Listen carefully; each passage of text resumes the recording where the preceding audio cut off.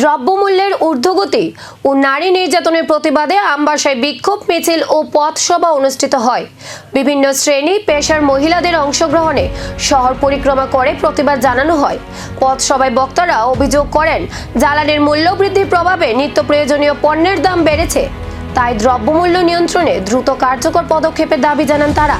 পাশাপাশি শান্তিনিকেতন মেডিকেল কলেজের কর্মী মনীষা দাসের মৃত্যুর নিরপেক্ষ তদন্ত এবং আনন্দনগর ও তেলকাজোলা নাবালিকা নির্যাতনের ঘটনায় দোষীদের দ্রুত শাস্তির দাবিও তোলা হয়। আন্দোলনকারীদের বক্তব্য, মূল্যবৃদ্ধি নিয়ন্ত্রণ ও নারী নিরাপত্তা নিশ্চিত না হওয়া পর্যন্ত তাদের গণতান্ত্রিক আন্দোলন চলবে।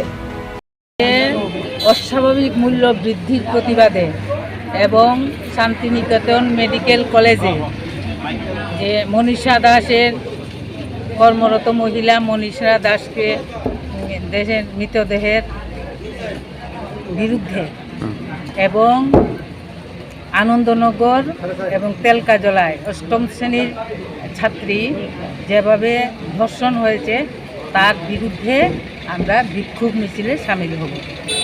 দ্রব্যমূল্য অস্বাভাবিক বৃদ্ধি, পেট্রোল ডিজেল এর মূল্য বৃদ্ধি, এর সাথে সাথে মানুষের নিত্য প্রয়োজন মূল্য বৃদ্ধি ও নারী নিরাপত্তা নিয়ে ওঠা এই দাবিগুলির প্রেক্ষিতে আগামী দিনে কী পদক্ষেপ নেওয়া হবে সেই দিকে এখন নজর সাধারণ মানুষের।